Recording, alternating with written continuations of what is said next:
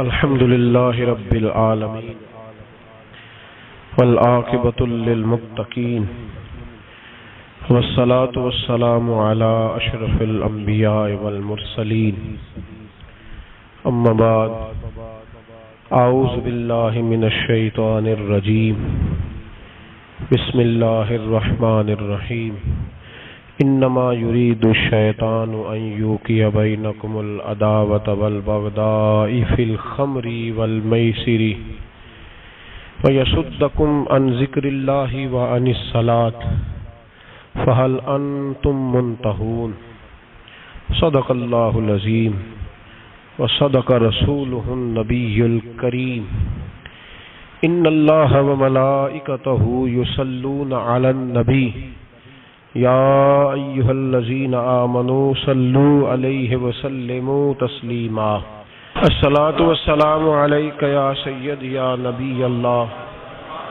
وعلی آلک واصحابک یا سید یا حبیب اللہ اللہم صلی علی سیدنا و مولانا محمد معدن الجود والکرم وآلہ وبارک وسلم۔ تمام تعریفیں اللہ تعالی جل جلالہ کے لیے، ہر قسم کے درود و سلام نبی رحمت سید عالم نور مجسم آقا کل ختم رسول دانا سبل احمد مجتبی جناب حضرت محمد مصطفیٰ صلی اللہ تعالی علیہ وسلم کی ذات والا صفات کے لیے حمد و صلات کے بعد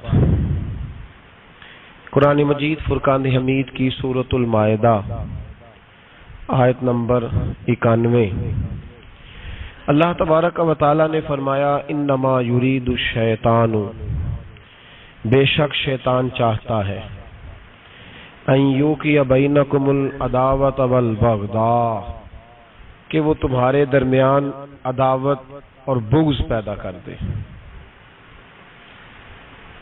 اس کی یہ خواہش ہے، وہ یہ چاہتا ہے کہ تمہارے بیچ دشمنی، عداوت اور بغض پیدا کر دے۔ پھر وہ کیا کرتا ہے؟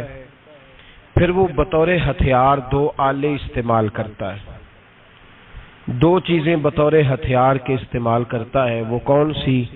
فرمایا فی الخمر والمیسر، ایک شراب اور دوسرا جوا۔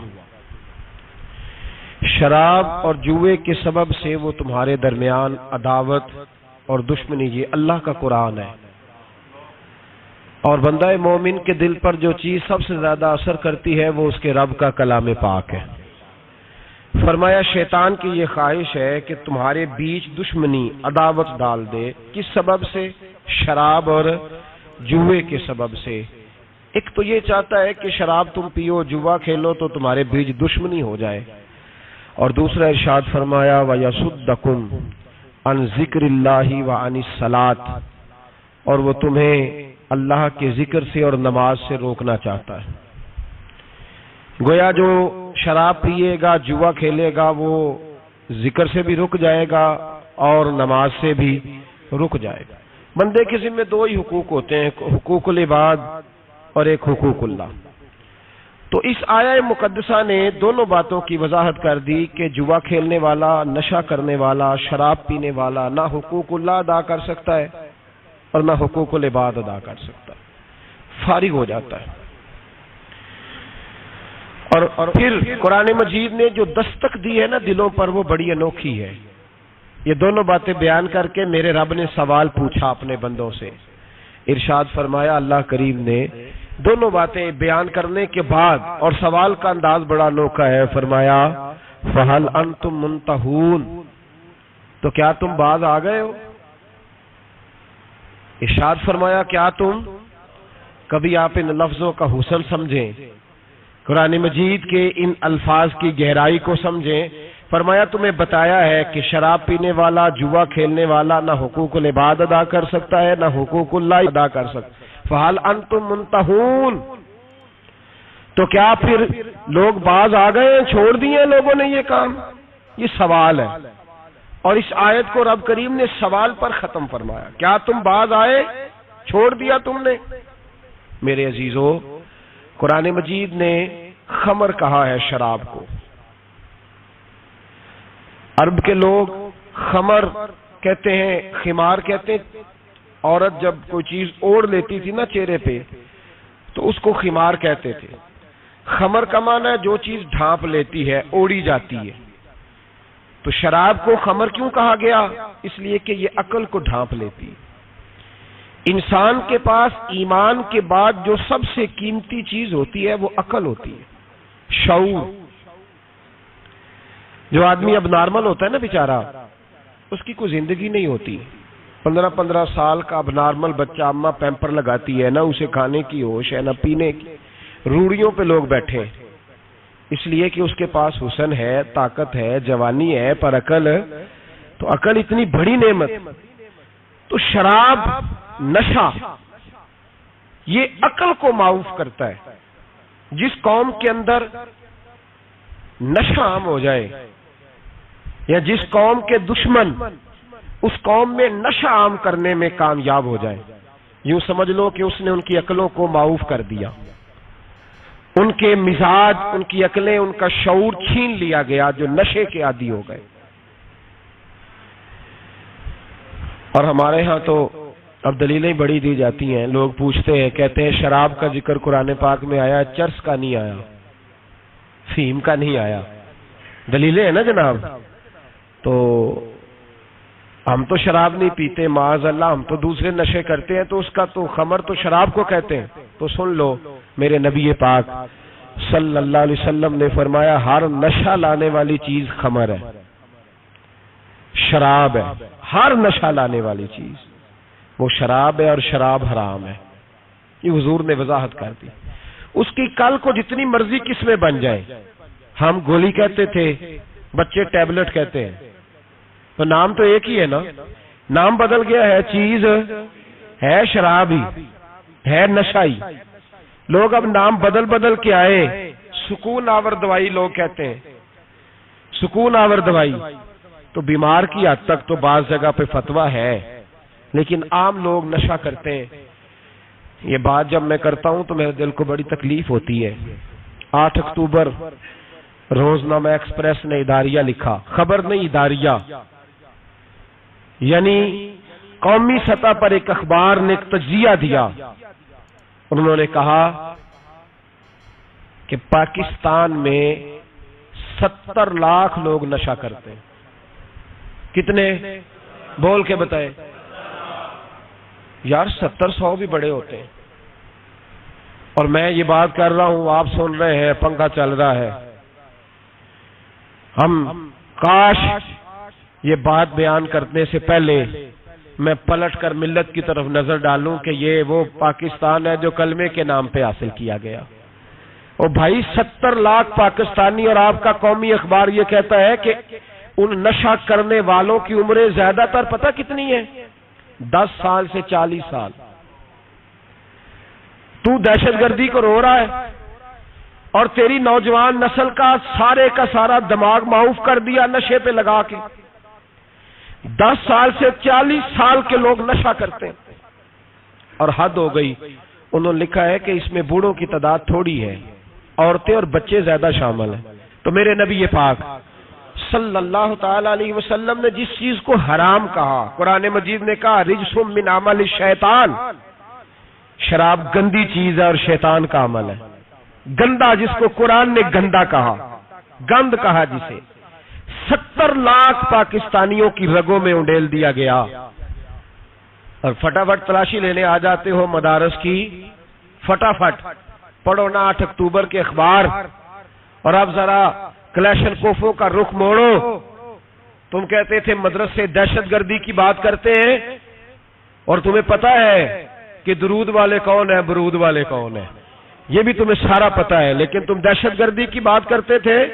پلٹ کے آؤ اور دیکھو، تمہارے ملک کے قومی اخبار یہ کہتے ہیں کہ نشہ سب سے زیادہ یونیورسٹیوں میں ملتا ہے، کالجوں میں ملتا ہے، اور سرکاری اداروں میں ملتا ہے۔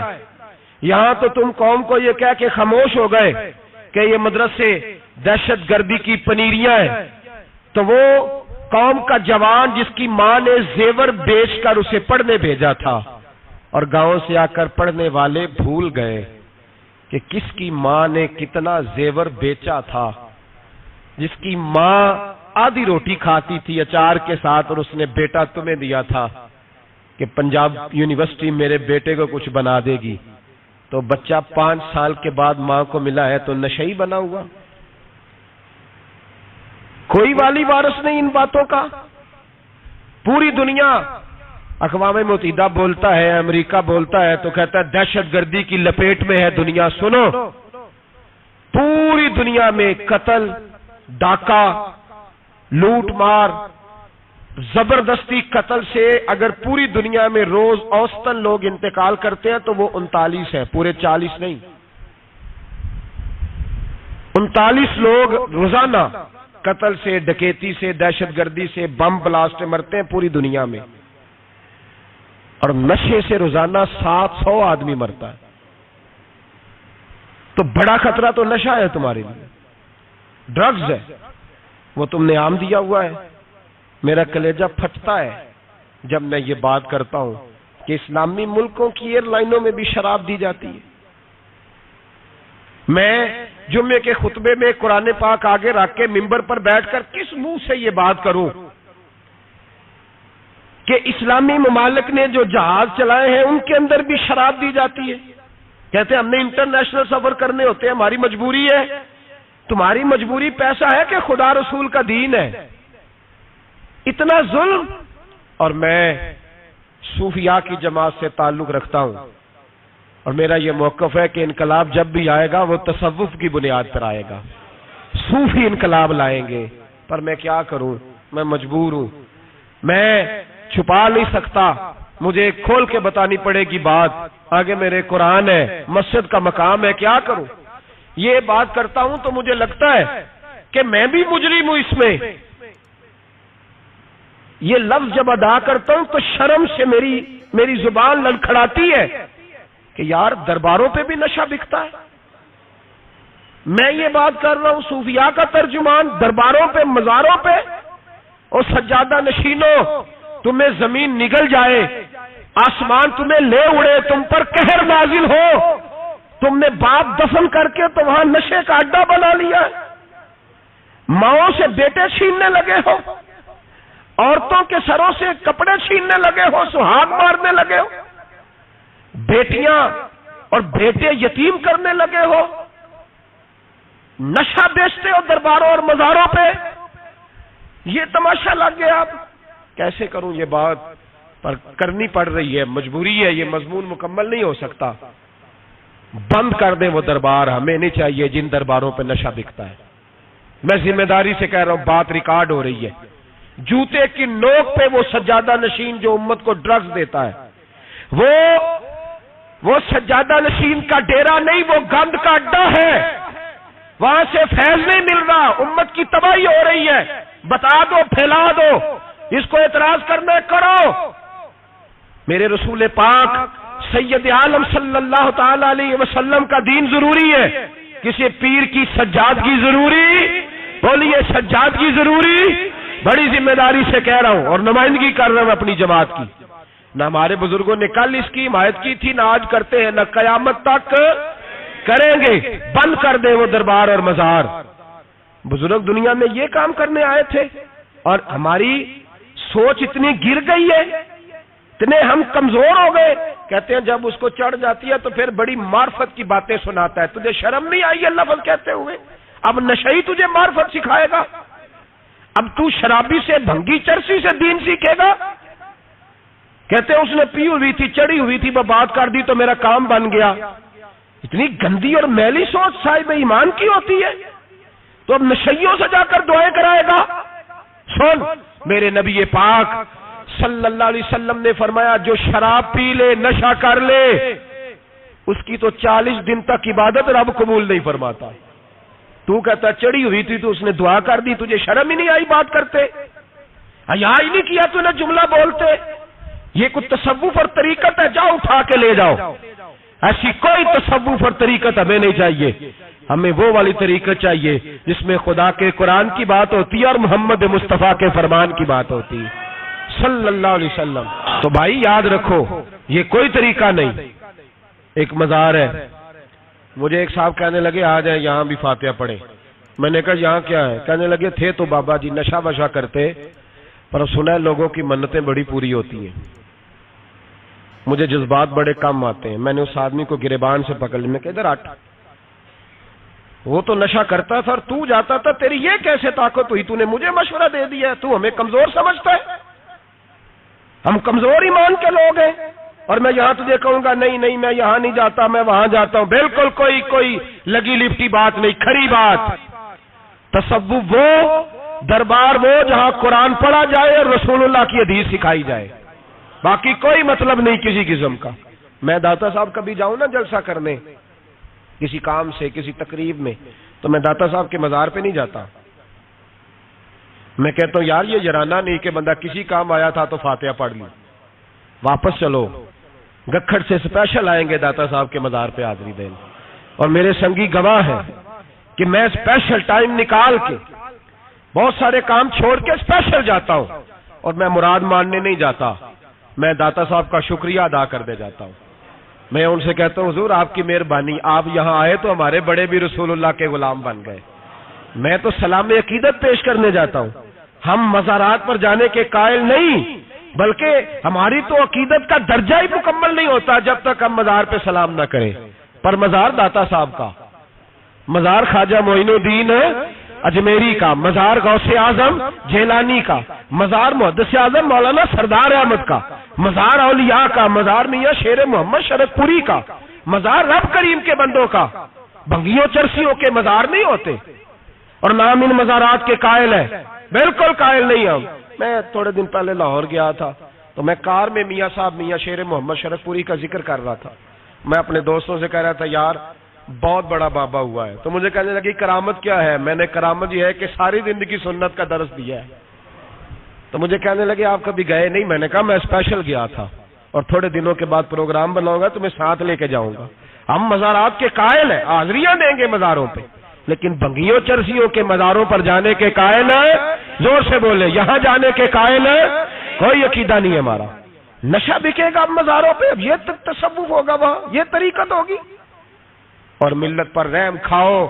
خدا را اگر تمہارے قومی ادارے کہتے ہیں رپورٹ کرنے والے کہ 70 لاکھ پاکستانی نشہ کرتا ہے، تو کیا تمہیں یہ نہیں پتا کہ نشہ بیچتا کون ہے؟ کیا تمہیں یہ نہیں پتا کہ ڈرگز کا کاروبار کون کرتا ہے؟ اگر تمہیں یہ پتا ہے تو کیا یہ خبر نہیں تمہیں کہ ان رگوں پر یہ خون اتارتا کون ہے؟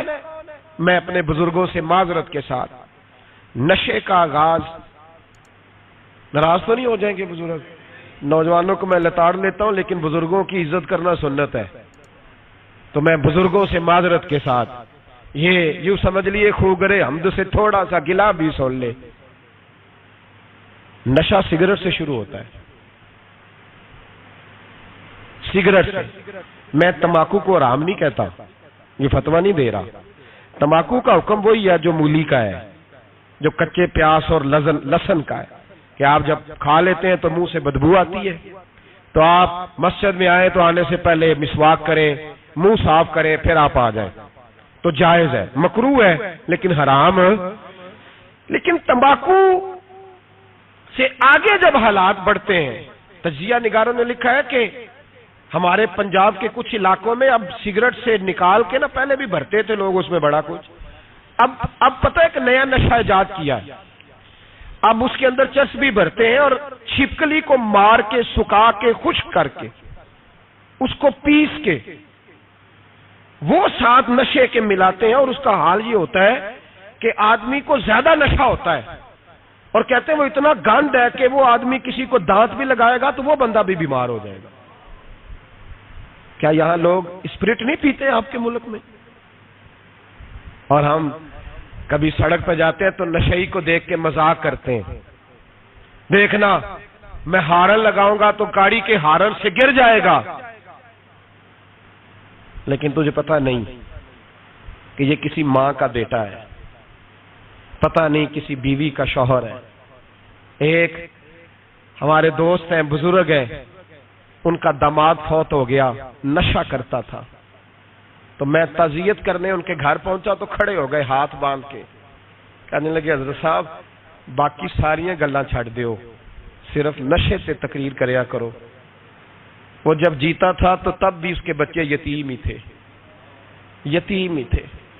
میری بیٹی جب میرے گھر آتی تھی اور میں اپنے پوتوں کے اتنے کپڑے اسے پہننے کو دیتا تھا تو میرا کلیجہ پھٹتا تھا. اور میری بیٹی اس کی زندگی میں بھی بیوہ کی زندگی گزار رہی تھی. وہ میری بہوؤں کے اترے ہوئے کپڑے پہنتی تھی. کوئی دعا کرو، کوئی جلسے کرو، یہ لت ختم ہو جائے. اور کہنے لگا اب میرے وہ چلا تو گیا ہے، دادا دادی اس کے پہلے کوئی نہیں، چچا ہے کوئی نہیں، جب تک تو میں زندہ ہوں ان نواسوں کو کوئی روٹی کا لقمہ، کوئی کپڑا مل جائے گا. لیکن سوچتا ہوں میں بوڑھا ہوں، مر گیا تو ان کو کوئی پوچھے گا بھی نہیں، کون ان کی خبر. اتنا ظلم اس قوم سے، اتنی زیادتی. اور آرام سے لکھ کر لوگ گزر گئے کہ یہ 70 لاکھ ہے، ان کا درد تو سمجھو، تکلیف تو سمجھو. 7 فٹ کا سونا جوان اور نشے کا عادی ہے تو کسی نالی میں پڑا ہوا ہے. اور میں نے کہا اس قوم کے ساتھ اس سے بڑا بھیانک مذاق کیا ہوگا. کوئی دانشور تھا بڑا ظالم. اس ظالم سے کوئی مشورہ لینے آیا، اس نے آ کے کہا تو بڑا ظالم ہے، بڑے کڑوے مشورے دیتا ہے، میرا ایک دشمن ہے، میں اس سے بدلہ لینا چاہتا ہوں، میرا دل کرتا ہے اس کا بچہ قتل کر دوں تاکہ وہ تڑپے. تو ظالم نے کہا اسے قتل نہ کر، وہ تو اس کا باپ 2-4 مہینے رو کے چپ کر جائے گا. پھر میں سخت سزا دینا چاہتا ہوں، مشورہ دے. تو اس نے کہا اس کے بچے کو نشے پہ لگا دے. جس کا بچہ نشہ کرے گا وہ باپ روز مرے گا، روز جیے گا، وہ ماں روز مرے جیے گی، نشے پہ لگا دے. اس قوم کے ساتھ سب سے بڑا ظلم یہ ہوا کہ ملت کا جوان نشے پہ لگ گیا، ڈرگز پہ لگ گیا. اتنے تباہ حالات ہوئے کہ جوان چڑھتی جوانیاں، اماں نے کتاب دے کے بھیجا تھا اور کالج سے واپس آئے تو نشے کے ٹیکے ہاتھوں میں پکڑے ہوئے، ٹیکے. اور آپ کے ملک کے اسلام آباد میں ایک دن میڈیا نے وہ خبر بھی وائرل کی اور وہ چیز بھی دکھائی لوگوں کو. 3 مہینے کا بچہ لے کے نشئی سڑک پہ آ گیا. اس نے کہا میرا نشہ ختم ہو گیا، میرا بچہ خرید لو، 2 پڑیاں دے دو. تو وہاں بیبیاں جو سن رہی تھیں وہ بھی چیخے مار کے رو رہی تھی. یہ ظلم کیا اس قوم کے ساتھ.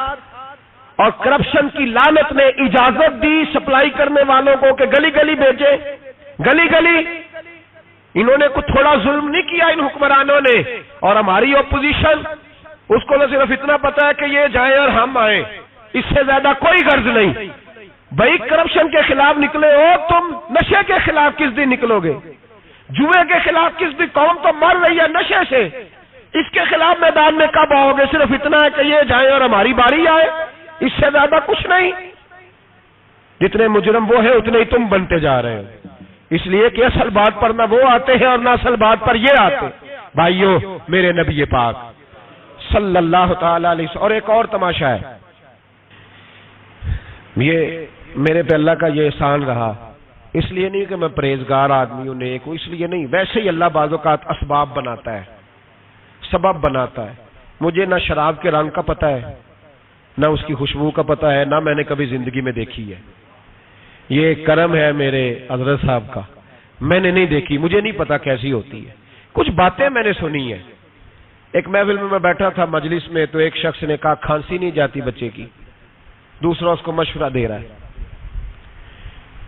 کھانسی نہیں جاتی، بڑی دوائی دیسی بھی فلاں بھی بڑی کھائی، مشورہ دیا اس کو کہ تو اس طرح کر، اس کو نا شراب کے 2-4 چمچے پلاؤ. کہتے ہیں جی اس کو نا یہ پلاؤ تو صحیح ہو جائے گی. تو میں نے پلٹ کے اس کی طرف دیکھا، میں نے کہا کوئی عقل کر، کیا مشورہ کرنا مولانا، میرا تجربہ ہے. میں نے کہا تیرا تجربہ افضل ہے یا رسول اللہ کا فرمان زیادہ افضل ہے؟ تیرا تجربہ افضل ہے. حضرت ام سلمہ رضی اللہ تعالیٰ عنہ کہتی ہے میں نے عرض کی یا رسول اللہ صلی اللہ علیہ وسلم میری بچی بڑی بیمار ہے، تو مجھے کسی نے کہا ہے یہ تھوڑی سی نشے والی چیز ہے، یہ بنا کے تیار کر کے دو، صحیح ہو جائے گی. بیمار ہے بچی تو یہ نشے والی چیز ہے، اس کو تیار کر کے دو، تھوڑا نشہ ہے. اگرچہ بعض، میں نے شروع میں کہا، بعض لوگ مریض کو، سخت مریض کو ایسی ادویات جو مجبوری بن جائے اس کی گنجائش اور اجازت دیتے ہیں. محتاط علماء تو اس میں بھی بہت ساری چیزیں پہلے بیان کرتے ہیں، لیکن اس نے کہا جی میرا نشہ دینا ہے شفا کے لیے. حضرت ام سلمہ کہتی ہے میرے نبی پاک نے میری طرف دیکھا، میری طرف. تو میں نے کہا یا رسول اللہ آپ کیا فرمانا چاہ رہے ہیں؟ تو نبی پاک نے فرمایا ام سلمہ کبھی ناپاک چیز میں بھی شفا ہوئی ہے، کبھی ناپاک چیز میں بھی، کبھی شراب و خمر میں بھی شفا ہو سکتی ہے۔ شفا رب کریم نے رکھی ہے پر شہد کے اندر رکھی ہوئی ہے، شفا اللہ نے رکھی ہے قرآن مجید میں رکھی ہوئی ہے، تو اس میں بھی کبھی یہ حضور نے بیان کیا ہے کہ اس کے اندر شفا ہو سکتی، تو امت کتنی دلیری کرتی ہے جو یہ مشورے دیتی ہے کہ اس کے اندر نشہ ہے، شراب ہے، تو کھانسی چلی جائے گی تو فلانی بیماری چلی جائے گی۔ نہ آؤ ان چیزوں پہ، نہ اپنے ایمان کو خرابی دو، اور نہ ایسی باتیں کرو جس سے کہ درک رسول اللہ صلی اللہ علیہ وسلم کے واضح ارشادات کی مخالفت ہو۔ میرے نبی پاک صلی اللہ علیہ وسلم نے فرمایا، اور پھر کچھ لوگ کہتے ہیں تھوڑی پی ہے جی۔ اب تو میں تجزیے میں پڑھ رہا تھا کہ ایسی شراب ایجاد ہو گئی ہے، لوگ شراب پیتے ہیں اور وہ مست بھی رہتے ہیں، کار بھی چلاتے رہتے ہیں، کہتے ہیں جی نہیں ہمارا ذہن معاف نہیں ہوا تو یہ والی صحیح ہے، نشہ نہیں لاتی۔ میرے نبی پاک صلی اللہ علیہ وسلم نے فرمایا جس چیز کی تھوڑی مقدار، زیادہ مقدار حرام ہے اس چیز کی تھوڑی مقدار بھی حرام ہے، جس کی زیادہ مقدار حرام ہے اس کی تھوڑی بھی۔ تو خمر اور شراب اگر فل پینا جائز نہیں تو تھوڑی پینا بھی جائز، یہ حرام ہے اور حرام تھی اور قیامت تک حرام ہی رہے گی۔ میرے نبی پاک صلی اللہ علیہ وسلم نے منع کیا اور حضور نے اظہار ناپسندیدگی فرمایا، اور میں 40 دن تو عبادت ہی قبول نہیں ہوتی شراب پینے والوں جب تک سچی توبہ نہ کرے۔ ایک دن صحابہ بیٹھے تھے سارے، حضرت ابوبکر صدیق بھی تھے، فاروق اعظم بھی تھے، عثمان غنی بھی تھے، ڈھیر ساری تعداد تھی صحابہ کی، سارے تشریف فرما تھے۔ حضرت عبداللہ ابن عمر رضی اللہ تعالیٰ عنہ حدیث کے راوی ہیں اور مستدرک للحاکم کے اندر، ابن حبان کے اندر یہ روایت موجود ہے۔ فرماتے ہیں صحابہ نہ بات کر رہے تھے، اور بات یہ کر رہے تھے کہ یار لوگوں کو گناہوں سے کیسے روکا جائے، لوگوں کو گناہوں سے گفتگو صحابہ یہ کر رہے تھے۔ عبداللہ ابن عمر کہتے ہیں بیٹھے تھے اور یہ گفتگو کر رہے تھے کہ گناہوں سے پلاننگ یہ ہوتی تھی، ان کی جو محفلیں ہوتی تھی نا بیٹھ کے، وہ خوش گپیاں نہیں ہوتی بلکہ وہ تبلیغ کی، جد و جہد کی، لوگوں کو برائی سے منع کرنے کے لیے بیٹھتے تھے، اس پر منصوبہ بندی کرتے تھے، پلان کرتے تھے، آگے ترتیب دیتے تھے۔ گفتگو ہو رہی تھی تو اب آپس میں بات ہونے لگی کہ کون سا گناہ زیادہ برا ہے جس پر سب سے پہلے کام کیا جائے۔ تو دور ایک صحابی بیٹھے تھے، ان کا نام تھا عبداللہ ابن عمر، ایک عبداللہ بن عمر ہے اور ایک عبداللہ ابن عمر ہے۔ حضرت عبداللہ ابن عمر دور بیٹھے تھے، بڑے سمجھدار سیانے باریک بین آدمی تھے۔ تو حضرت عمر فاروق اپنے بیٹے سے کہنے لگے جا عبداللہ ابن عمر سے پوچھ کے آ کہ سب سے سخت گناہ کون سا ہے۔ توجہ ہے میرے بھائیوں، ادھر دیکھیے گا میری جانب، پوچھ کے آ کہ سخت گناہ کون سا ہے۔ عبداللہ بن عمر رضی اللہ تعالیٰ عنہ کی خدمت میں جب عبداللہ ابن عمر گئے تو جا کے کہنے لگے کہ صحابہ پوچھتے ہیں کہ آپ نے زیادہ وقت گزارا ہے نبی رحمت صلی اللہ علیہ وسلم کے پاس، تو بتلائیے برا گناہ کون سا ہے، سب سے سخت گناہ، تاکہ سب سے پہلے اس پر پابندی لگائی جائے، اس پر محنت کی جائے۔ تو حضرت عبداللہ ابن عمر کہنے لگے صحابہ کو جا کے بتا دو کہ سب سے برا گناہ شراب پینا ہے، سب سے برا گناہ، اور یہ ام الخبائث ہے، برائیوں کی جڑ ہے، گناہوں کی ماں ہے، یہ بنیاد ہے، باقی گناہ اسی سے شروع ہوتے ہیں۔ کہتے ہیں میں نے آ کے بتایا تو حضرت ابوبکر صدیق رضی اللہ تعالیٰ عنہ سیدنا فاروق اعظم کہنے لگے خود جاتے ہیں، ان کے پاس خود جاتے ہیں، چونکہ ہم نے بات سننی ہے ہم خود جاتے ہیں اور ان سے جا کر کے سوال کرتے ہیں کہ اگر آپ کو اس تفصیل کا پتہ ہے نا تو اس کے پیچھے بھی کوئی تفصیل ہوگی جو میرے نبی پاک نے بیان کی ہوگی صلی اللہ تعالی علیہ وسلم، اس تفصیل کا بھی آپ کو پتہ ہوگا جو نبی پاک نے بیان کی ہوگی، اس بات کے پیچھے جو بیک گراؤنڈ ہے، جو پس منظر ہے۔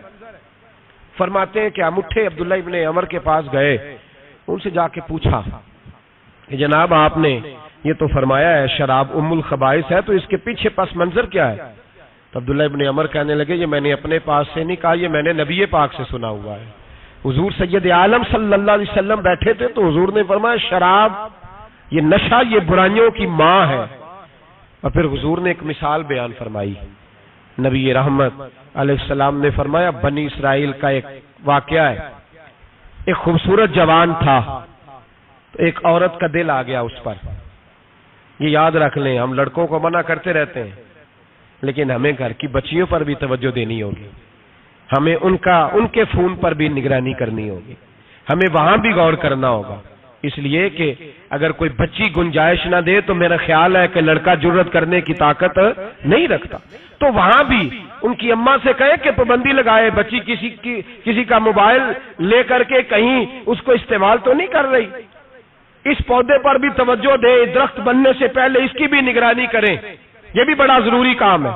عورت کا دل آ گیا تو نبی پاک علیہ الصلوۃ والسلام فرماتے اس نے کوئی بہانہ لگایا، کسی کو کہا کہ اس نوجوان کو بلا کے لاؤ، اس کو کہو کہ ہم نے کوئی گواہی لینی ہے تجھ سے، وہ نوجوان آیا، ایک کمرے میں داخل ہوا تو اگلے کمرے میں لے گئے، وہاں داخل ہوا تو اس سے اگلے کمرے میں لے گئی، وہ داخل ہوا تو اسی طرح 7 مکفل کمروں میں لے گئی۔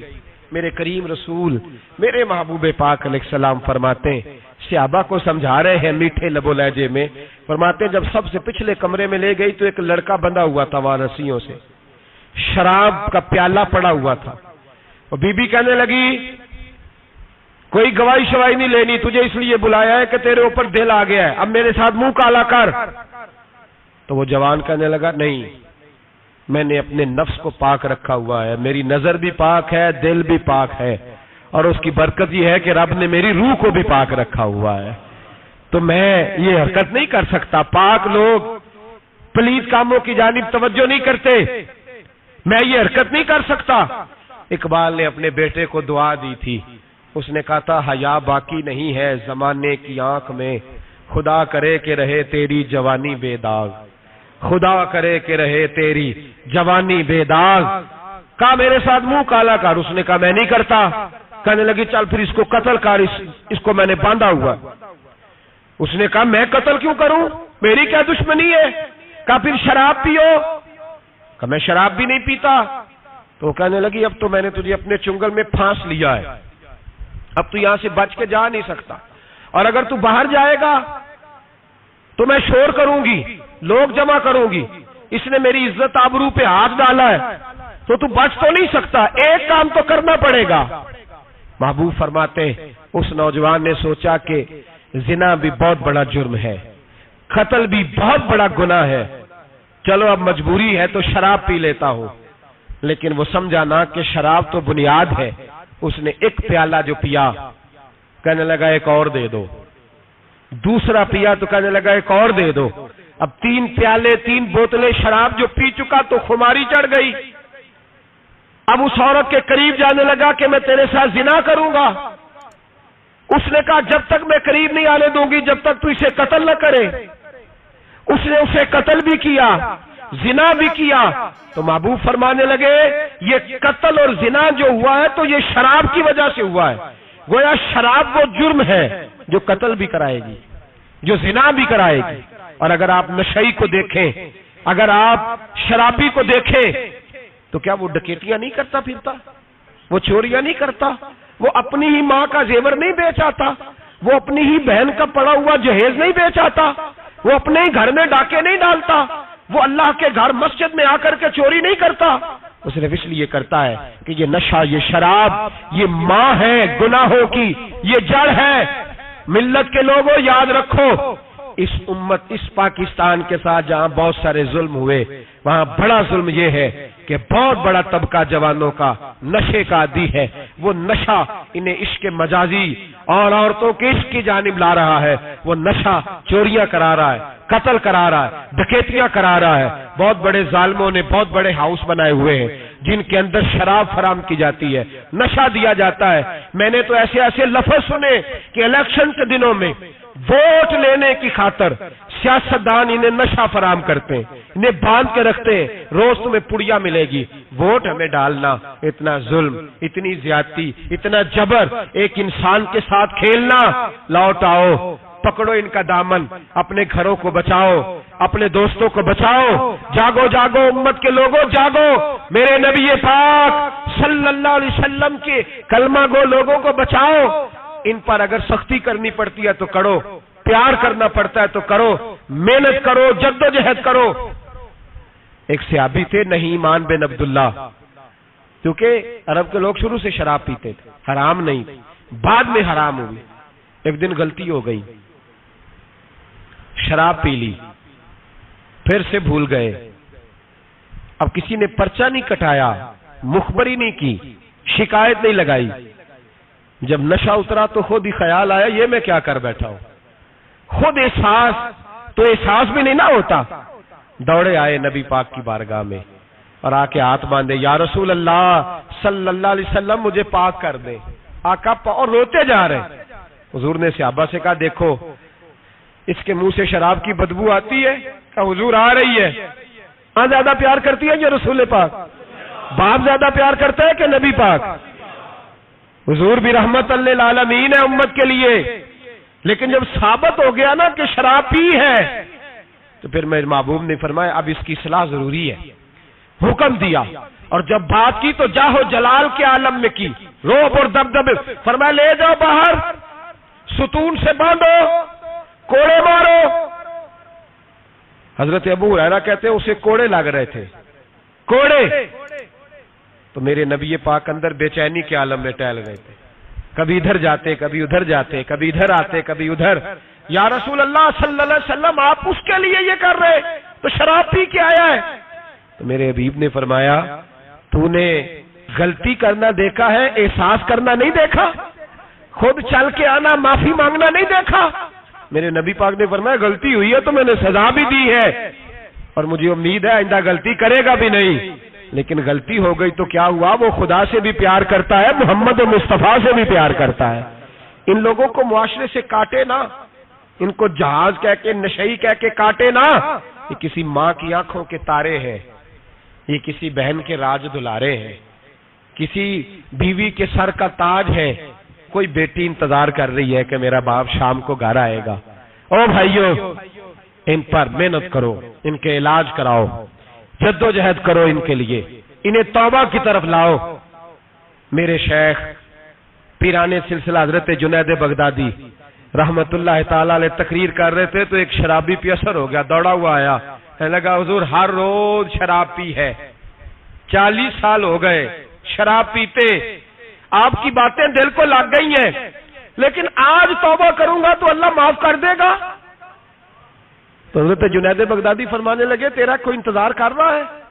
تو کہنے لگا حضور نشئیوں کا شرابیوں کا کون انتظار کرتا ہے؟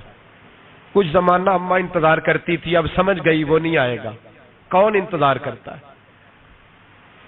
سمجھ گئی وہ نہیں آئے گا۔ کچھ عرصہ بیوی نے انتظار کیا، سمجھ گئی کسی نالی میں پڑا ہوگا نہیں آئے گا، بہن بھائی بال بچے انتظار کرنا چھوڑ گئے، اب میرا کوئی نہیں انتظار کر رہا۔ تو حضرت جنید بغدادی رو پڑے، فرمانے لگے نہیں، رب کی رحمت تیری توبہ کا ابھی بھی انتظار کر رہی ہے، خدا کا کرم تیری توبہ کا انتظار کر رہا ہے، آجا، دروازہ کھلا ہوا، لوٹ آیا۔ وہ شخص کہتا ہے جب بات سنی تو اللہ اکبر کہا، کپڑے پھٹ گئے، قدموں میں گرا، وضو کیا، غسل کیا، مسجد آیا، کہنے لگا یا اللہ تو واقعی راضی ہے، واقعی راضی ہے؟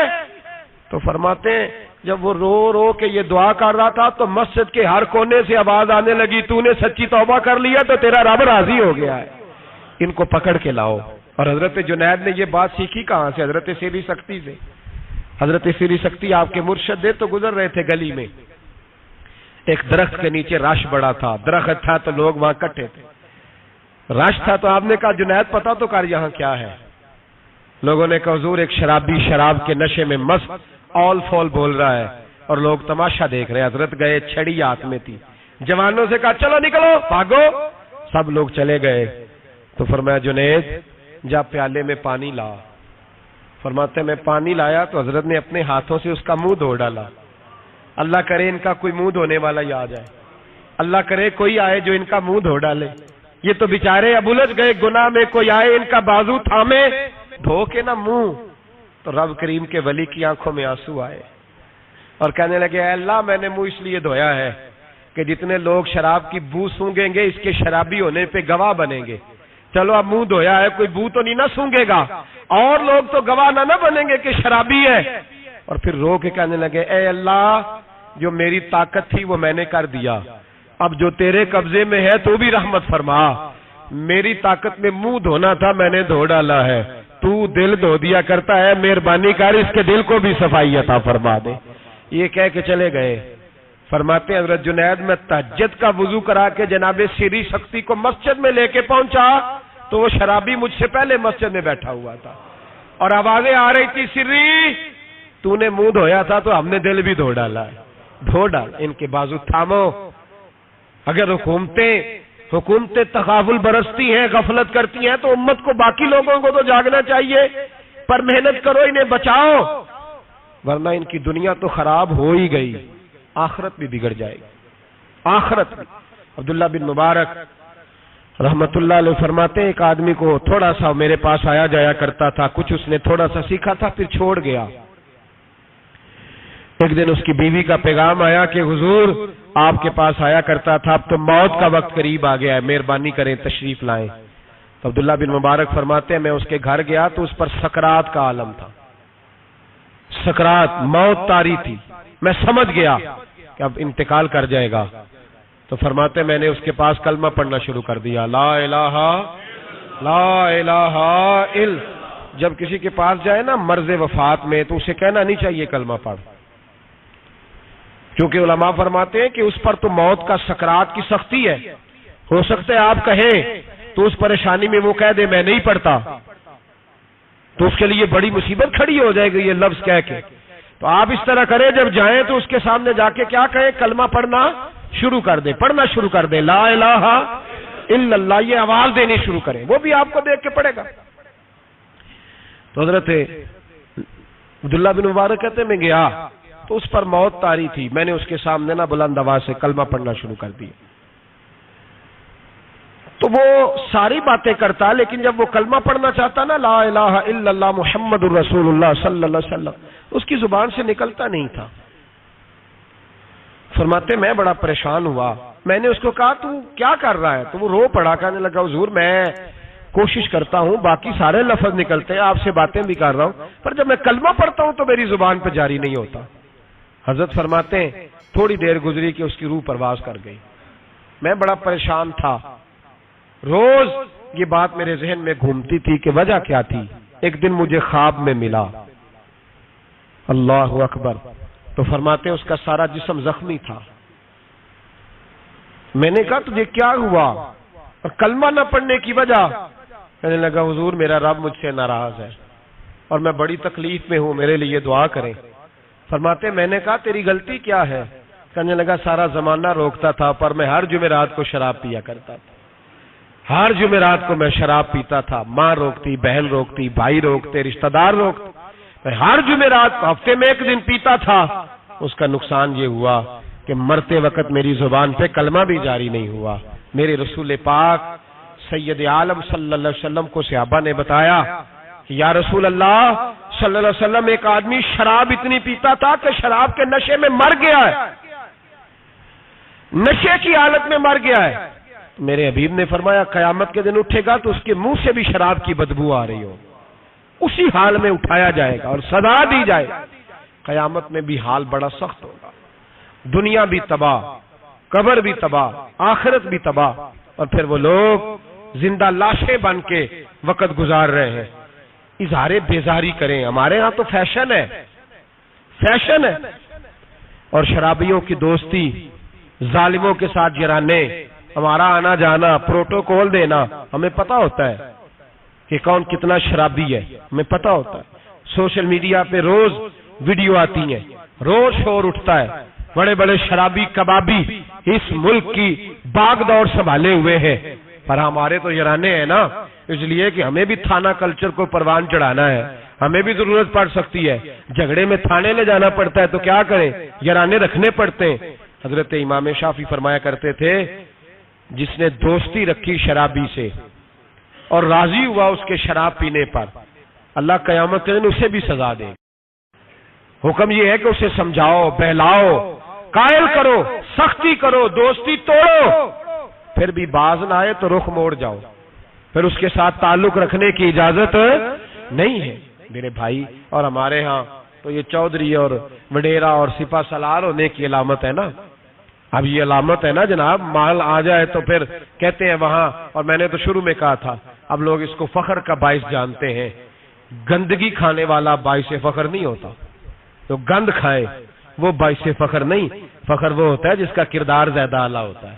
یہ کوئی علامت نہیں کہ میں بڑے قبیلے سے ہوں تو اب ہمارے بچوں کو اجازت ہے وہ نشے کرتے پھریں، شرابیں پیتے پھریں، موج کرتے پھریں، یہ کوئی فخر کی علامت نہیں، یہ شرم کی علامت ہے۔